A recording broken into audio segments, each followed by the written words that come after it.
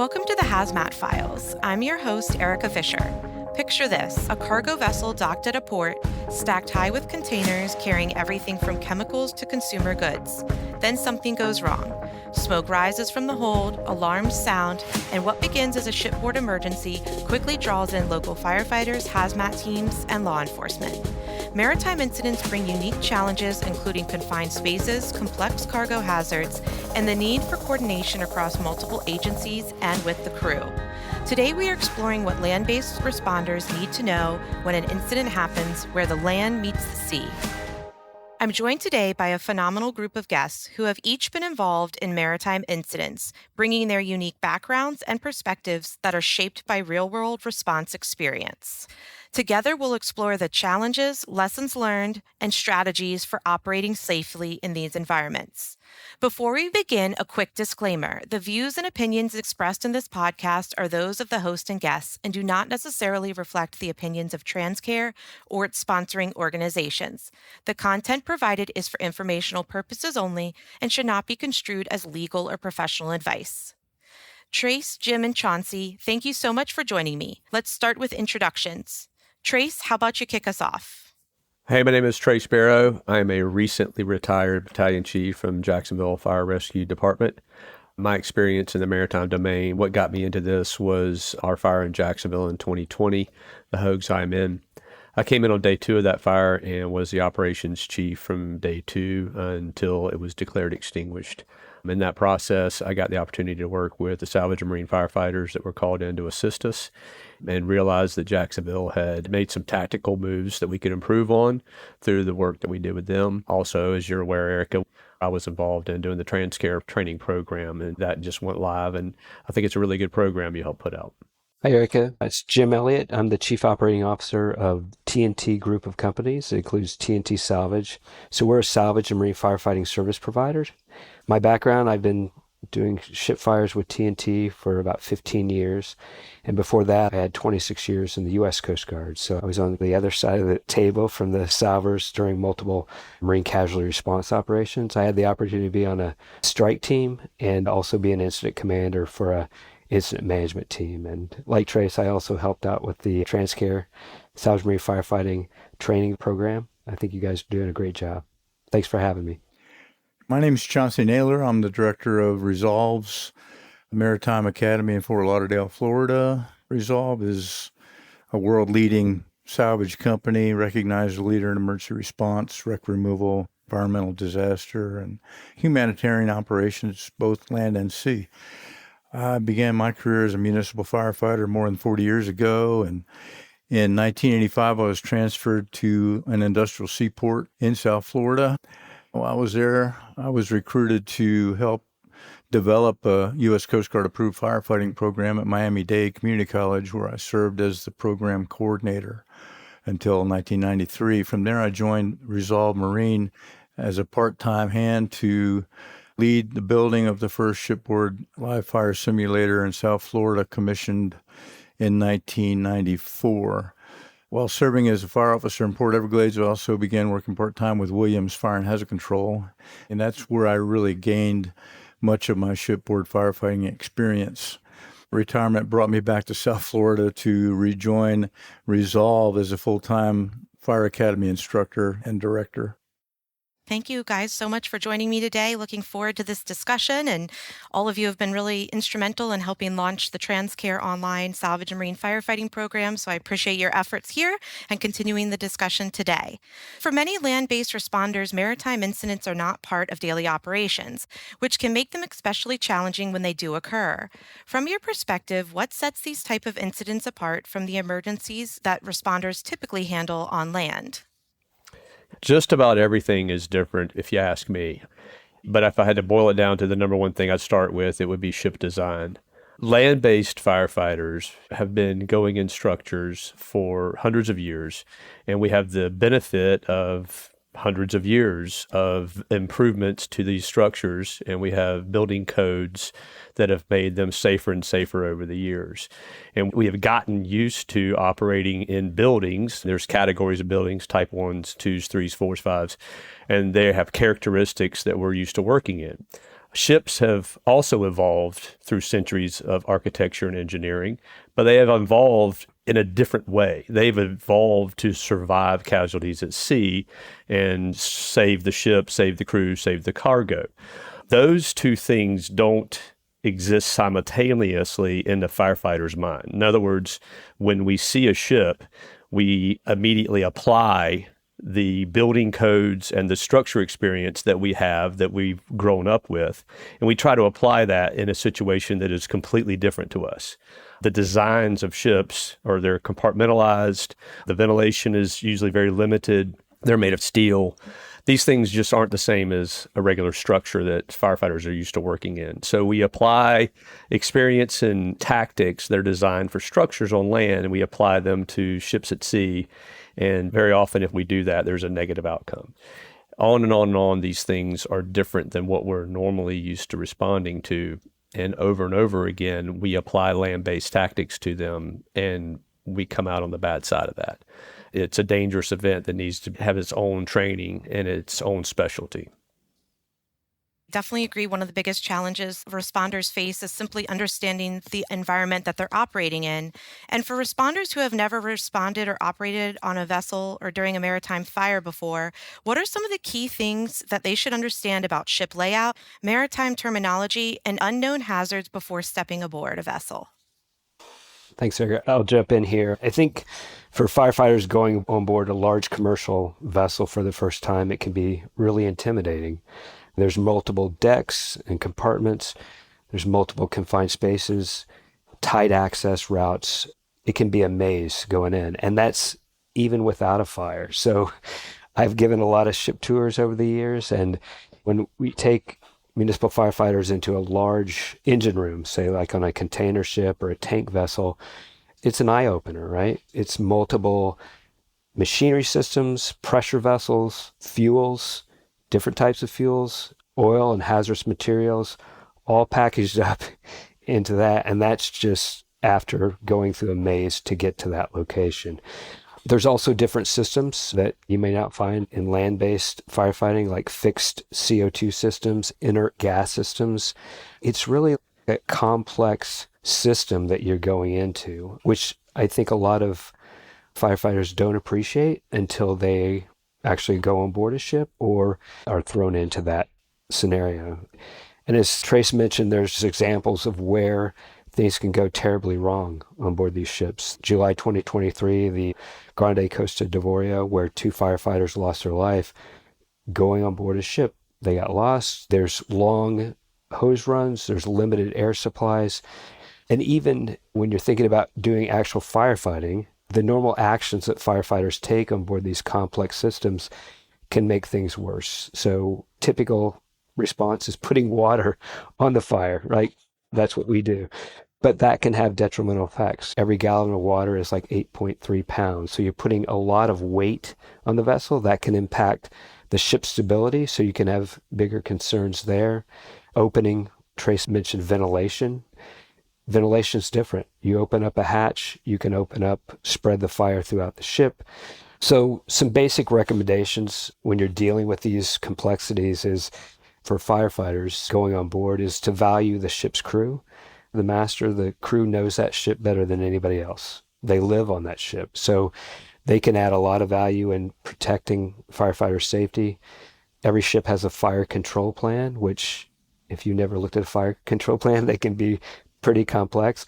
Value the salvage marine firefighting service provider because they can provide you with a lot of good information about what's going to happen when you put water or open a hatch on a fire, how to access different areas of the ship, or just recommendation to contain it and do boundary cooling. Just basic things that in the heat of battle you might not be thinking about. So it can be a team sport doing one of these marine fires.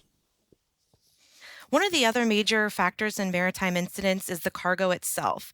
Ships carry thousands of containers or large quantities of bulk materials.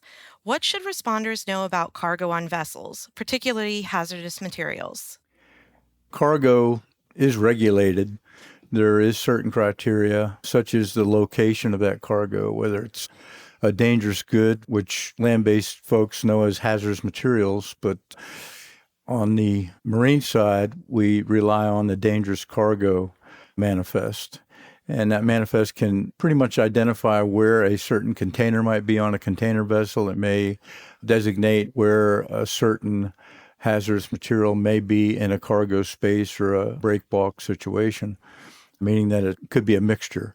So the regulation often states that the hazardous material should be all the way forward away from the living area or the house of the vessel where people hang out when they're underway.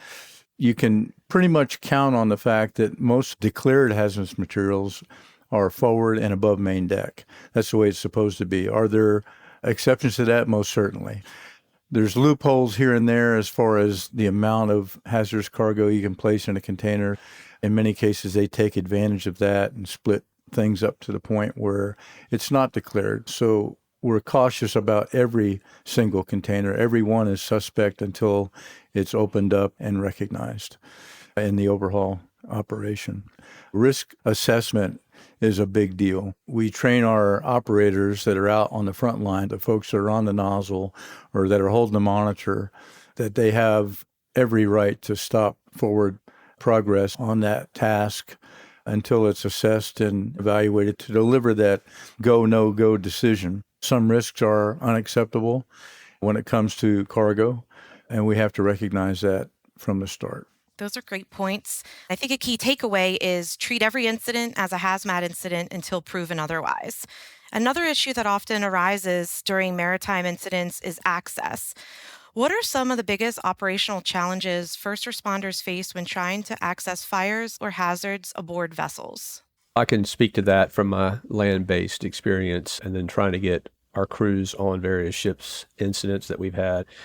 And right off the bat, that if it's a ro-ro and you've got the ramp down, then you can walk right on the ship. Access is really easy in that regard. But the vast majority of the time, we're not going to have that ramp, and it's liable not to be a ro-ro. And then you've got a really narrow gangway as your primary access. And I tell our guys in class all the time, they're a lot slicker than you think they are. They're normally worn down from years of use.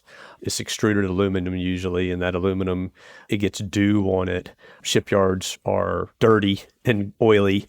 And then you've got all of your gear on as a firefighter, 50, 60 pounds of gear with boots that aren't really made for walking. And you're going up a slick gangway that's not designed for firefighters. So right off the bat, we've had injuries just walking up a gangway. And then you shouldn't overload these gangways. They're not built for lots of people on them. So we're going up one at a time, basically, to get on board the ship. And that's the best case scenario, really, aside from the ramp at the rear of a ro-ro. That's the best case scenario. Sometimes we've done this in Jacksonville. We've had to go up a pilot ladder onto a ship that had an incident just a few years ago. So now we're on a rope ladder with wooden steps, straight vertical over the ship. And we shouldn't be doing that in SCBAs. So now we got to hoist our gear up once we get up there. All of this is very time consuming. And you load up a ship with 20 or 30 firefighters and then something go bad and then you want to get them off in a hurry. Well, they got to come down one at a time because of the way they went up. So that's something you have to factor in as an incident commander. Other access issues are we usually put an aerial up to a ship to have a secondary means of access. And those are slow to get on and off too and carry their own sets of danger. There's just a lot of access issues, a lot of challenges to just getting aboard the vessel for sure. Hey, Eric, can I jump in for a second? Absolutely. One of the things is the safety of the firefighters and going back to how ships are designed and accessibility. Again, talking to the crew and reviewing the ship's plans.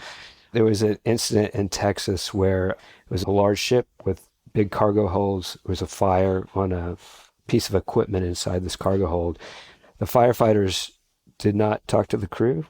They did not look at the plan. And they started going down into the ship. And several firefighters were medevaced, smoke inhalation. They could not reach the fire. And it was a godsend that they did not, because if they had kept going, there was an open door into this cargo hold, and they would have dropped 40 feet. I can't emphasize enough, before you go on board, when you're dealing with all these accessibility issues, I know a lot of times firefighters just want to go in, take care of the issue, but I used to have a boss that would yell at me all the time about take a knee, just step back, think about this for a second before you go in and make sure that you have that reach back capability to a naval architect through a salvage marine firefighting service provider. You have those plans and you're working with the crew so you can protect the lives of the responders going in. Everything we do is built for speed because on the land-based side, getting things done quickly means that you save lives and property. And it's safer for us to operate when we are quick and efficient because the building is trying to fall down around us. So the quicker we put the fire out, the better off everything is.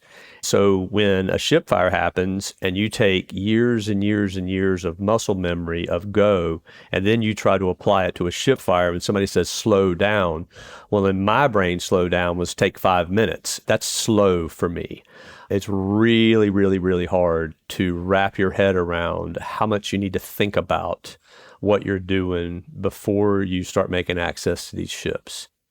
And you guys have already hit on this about working with the crew. They know the vessel the best. And in many times, maritime emergencies, responders are not going to be working alone. When a maritime incident occurs, responders may find themselves working with the ship's crew, port authorities, and salvors. How does this coordination typically work? So as a retired Coast Guard officer, I'll jump in on this one. In any marine casualty response, whether it's a grounding or a fire or an explosion, there's going to be multiple organizations involved. And that may be an eye-opener for most municipal firefighters, that there are so many entities involved and they have a stake in this operation.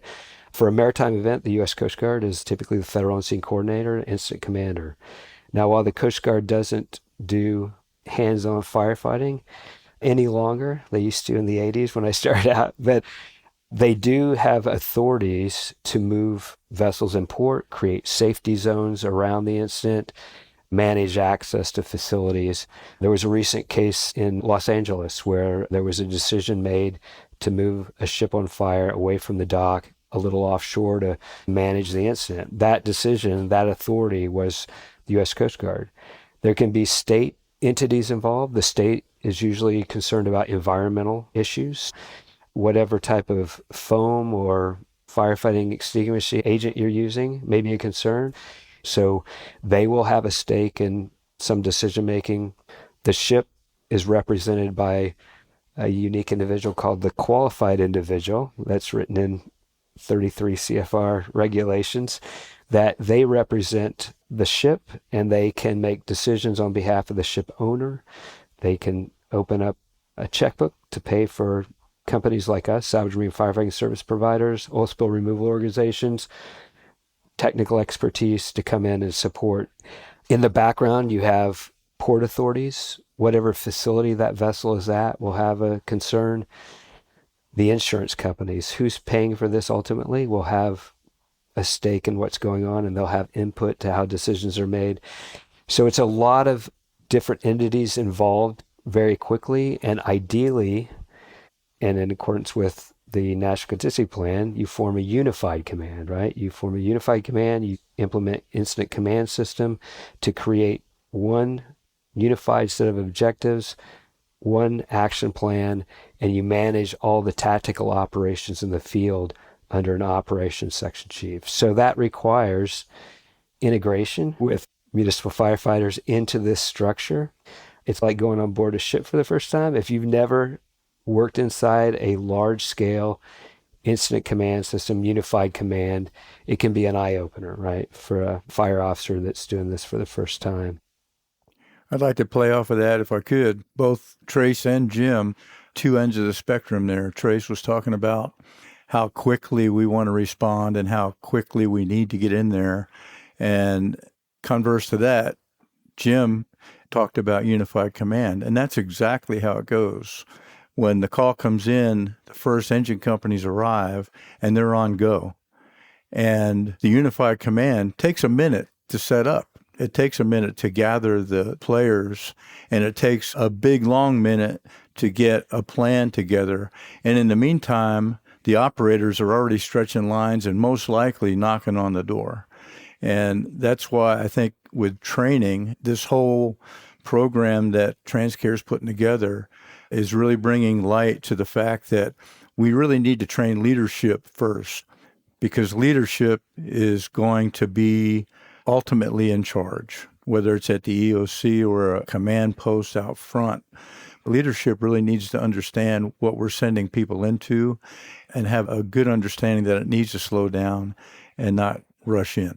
I got this from you, Chauncey, but there's basically two types of fires where the plan is to put people on airplanes and fly them around the world, right? Tank farm fires and ship fires. I mean, that's the basic industry plan, is that a ship catches on fire or there's a tank somewhere that catches on fire, and the industry standard is call in experts, put them on airplanes and fly them there. So I tell land-based people that I'm talking with, if that's the industry plan, think about how much time you have to gather information. The plan is to put people on airplanes and fly them to you.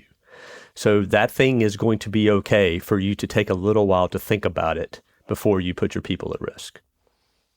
One of the things that we preach, and it's in the Transcare video, is activate the VEST response plan, because that starts that process of calling in the salvage marine firefighting service provider, making sure the Coast Guard is notified, all those things. And it's human nature for a ship captain to try to solve it themselves, right, before they activate the VEST response plan. If a municipal firefighter goes on board, that's one of the questions they should ask is, have you implemented this VEST response plan? Have you called all these resources to engage? Another lesson is build relationships with the salvors ahead of time. But if you can, understand the capabilities of every entity involved and try to build trust that they will provide you with guidance that will help save lives. I think that the Coast Guard's new Salvage Marine Firefighting Annex has got some quick response cars added to it. And I know specifically that they're supposed to ask who's coming and what are their contacts numbers, and then get that information to the IC early so that the fire chief on the dock looking at that problem has a phone number and a name that he can call and ask questions. What are you bringing? What should I do? Type of things. That's a really big deal. It doesn't all have to fall to that municipal fire chief to make all the decisions right off the bat.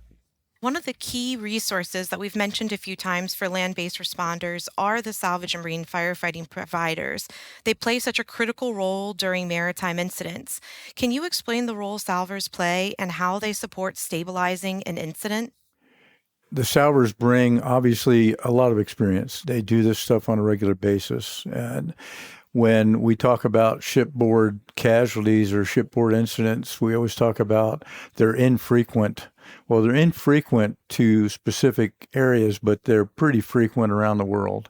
And when you have a company that travels the world to address these on a regular basis, so there's a lot of experience gained. And that experience is what you want at your scene. The salvors not only bring a salvage master who's well equipped to handle most everything regarding that vessel, but that salvage master is going to rely on naval architects and engineers. They're going to rely on marine chemists and all the specialty equipment and programs they bring. They've got computer programs that they can pretty much map a vessel out, not so much to get around, but to make a decision based on the stability of that vessel. How much of a list can that vessel take before it becomes a problem? Dewatering aspects and how much weight a vessel can hold before it possibly breaks that vessel's back. All those things are critical, and that's not things that firefighters are going to key in on, nor will they know about. So the salvage companies bring that experience and that specialty. I would say, in addition to personnel that have a specialization in doing this type of work in marine casualty response, like naval architects, salvage masters, all the folks that Chauncey mentioned, and that do it on a regular basis. We have our lead firefighter, Rick Francis, elder statesman in marine firefighting. That guy has been around the world on fires. Every time there's an incident, I'm calling him up, or I'm calling Chauncey to say, what do you think? What do you recommend? And every situation's different. I would add that salvage marine firefighters can bring specialized equipment, portable fire pumps, additional infrared cameras. Additionally, if you want to dewater, our bread and butter is hydraulic submersible pumps. That's what we use. And we can also move oil cargo around. We have experts in heavy lift. So when there's a container ship incident, we can bring in large cranes to remove cargo, to ballast the ship. In addition to the type of cargo and types of ships, There's also the way the ship is fueled.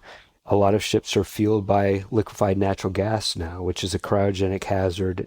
There can be ships fueled by ammonia, lithium battery powered tugs, which we didn't have a few years ago.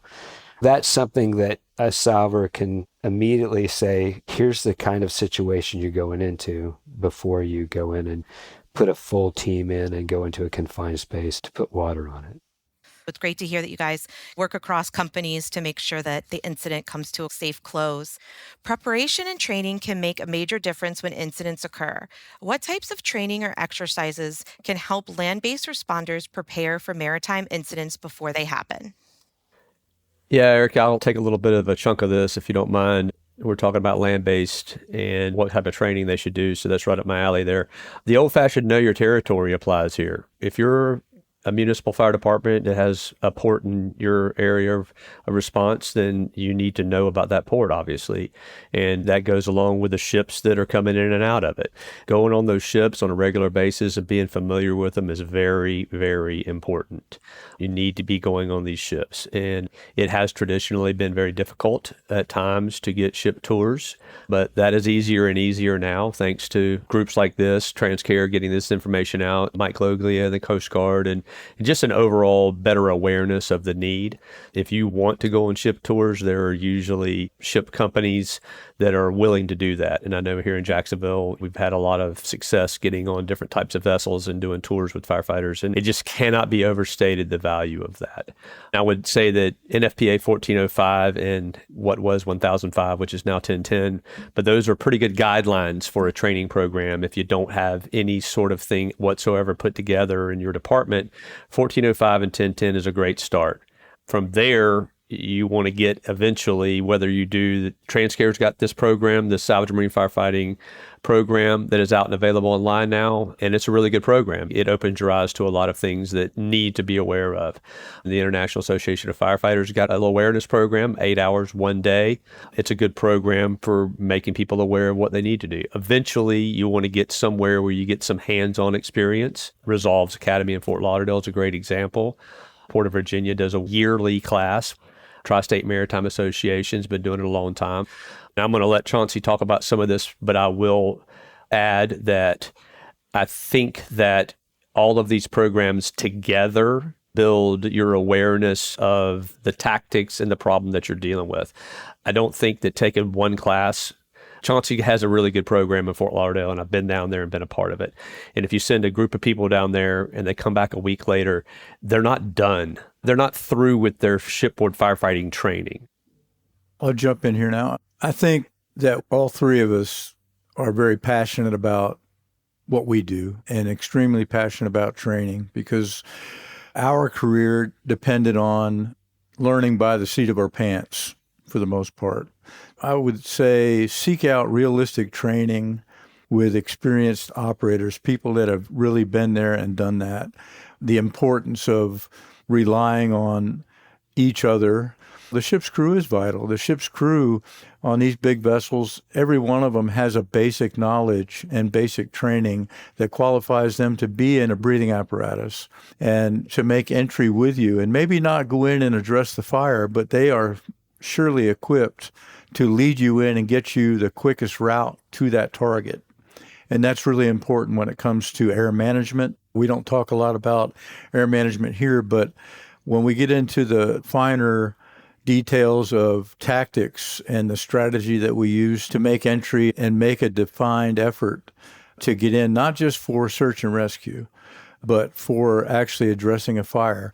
But there's a lot of resources at our fingertips. We just have to recognize them, know who they are and what they are. And as Trey said, it's not one and done.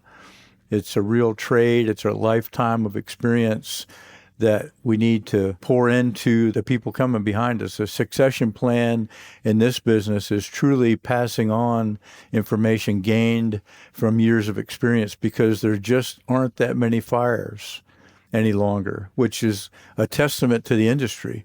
The industry is getting safer. Systems are getting better. Knowledge is getting more progressive, but they still happen. As Jim said, we want to make our friends before we need them and get those relationships built and know where it can come from and how long it's going to take to get there. Well said. We've talked about preparedness and on-scene decision-making. Now I'd like to bring this to a real moment that changed the way you operate. Think back to a maritime incident you were personally involved in that taught you a lasting lesson. What happened? What was the key lesson or lessons learned? And what do you wish every first responder could take from it? I think one of the biggest wake-up calls I had was the first time that I made entry into a vessel that started out as a generator fire, and being a contractor and relying on response times that are hours and sometimes days by the time we get to the casualty, whether it's tied to a dock or offshore hundreds of miles. By the time we get there, that vessel is well involved. If it started in the engine room, it's burning on the bridge. By the time we get there, there's fire throughout that steel vessel. The fire moves rapidly. Steel transfers heat, famously. Steel moves with heat. So there's things that we don't always recognize about a vessel, but in a structure, it's easy to consider collapse. In a vessel, same. If you're talking about a vapor air explosion in an engine room, those ladders aren't really heavily built ladders, so they may not be there when you get there. That ladder that you're stepping on may not be stable, so it's slow as you go. And I would say the sheer intensity of that environment is something that you learn by doing it. Nobody can really relate that in a lecture or showing you a video.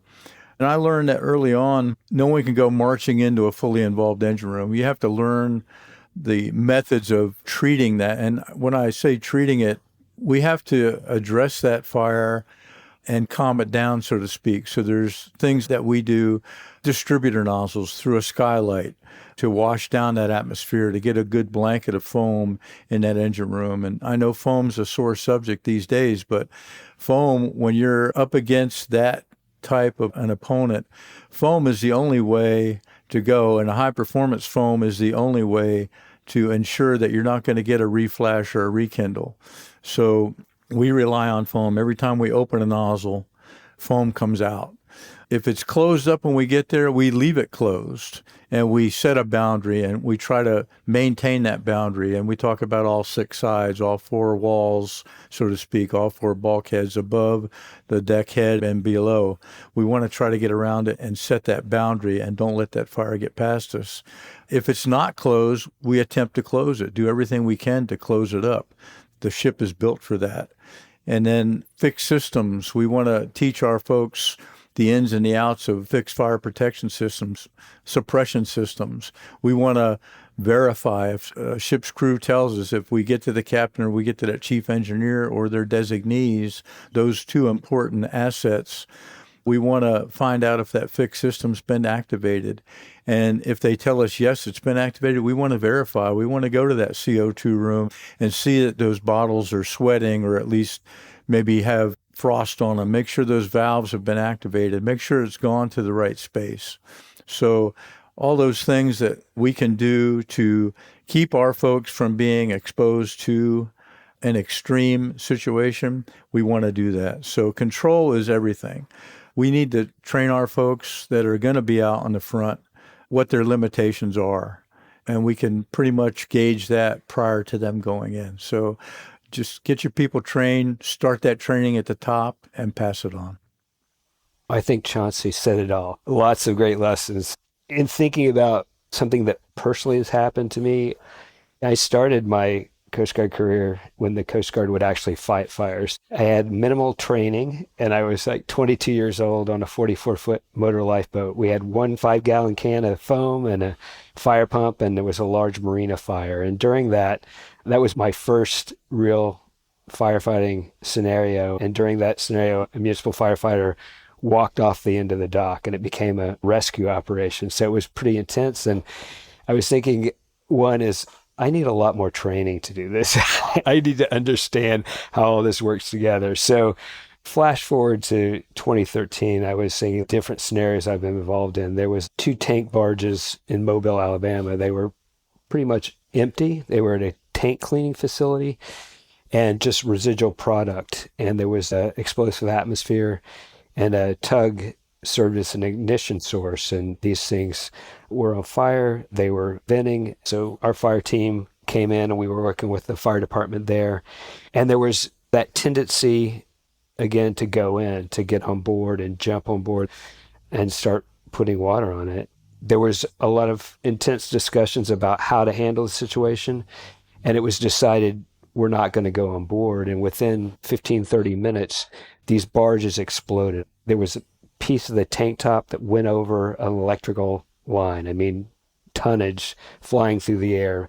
These tank barges have piping systems on top. That piping system was shot through Connex boxes on the side of the dock. It was obviously an eye-opening experience, but it reemphasized that have the training, know when to get in, when to just stop and say, what are we dealing with?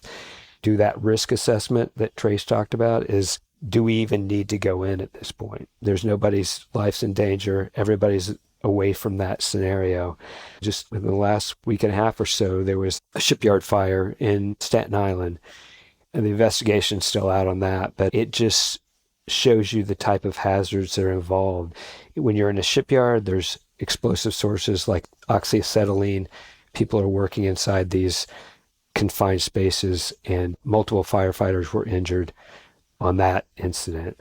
I guess the overall lesson is these things are complex. Marine firefighting, we say it again and again, but it's a little bit different than land-based firefighting, different types of hazards, and get the training that you need and the equipment you need to handle these types of situations, and understand the other players involved that can help you out as you go in. One final note, I didn't jump in on the training side, but training is a big deal. And I would say doing a 4-hour tabletop is not going to cut it. You need onboard experience, onboard ships. You need to understand these systems.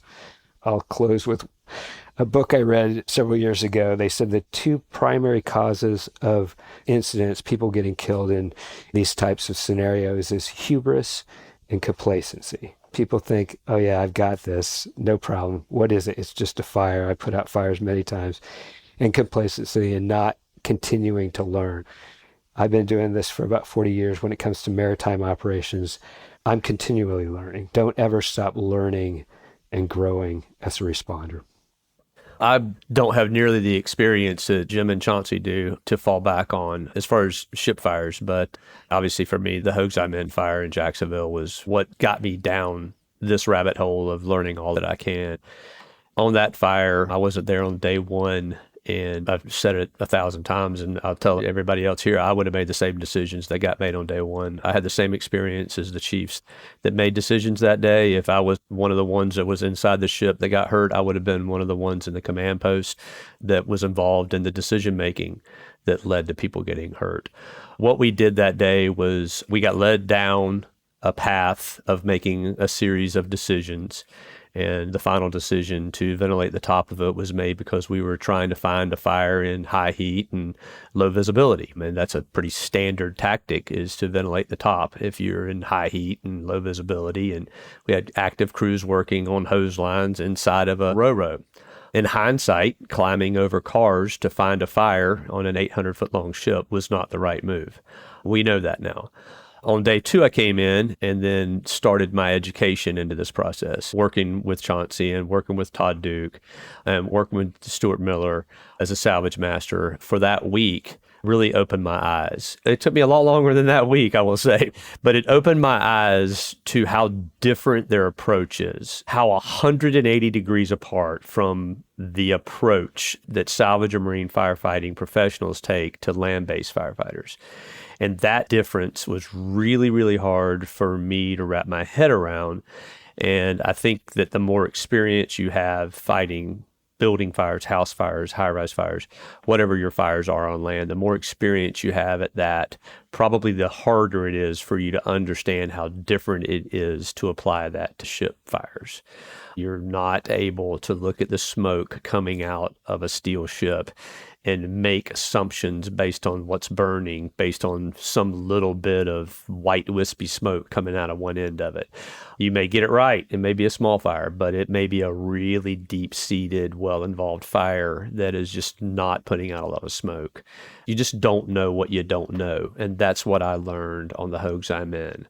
And I felt like, because I was one of the only guys on that fire that got to sit next to Chauncey and Todd and Stuart Miller and pick their brains for a week, I felt like I owed it to my department and as many land-based firefighters as I could pass on. I felt like I owed it to them to give them some insight into how different they think.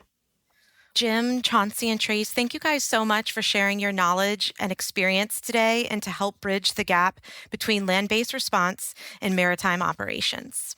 Our pleasure. Thank you. Thanks for having me. Today's conversation highlights a critical reality.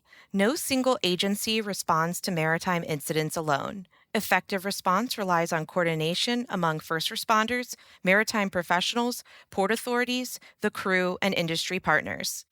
As global shipping continues to grow and ports become busier, understanding how to safely operate in maritime environments becomes even more important for land-based first responders. To support effective maritime operations, land-based firefighters should remember these key takeaways. Understand the ship type and anticipate the cargo it may be carrying. Familiarize yourself with vessel markings, fire control plans, and onboard firefighting systems. Communicate clearly with the ship's crew and verify information before deploying personnel. Prioritize hazmat material identification. Stay safe, stay prepared, and we'll see you next time on the Hazmat Files as we continue to explore the lessons learned and the people behind hazardous material and emergency response.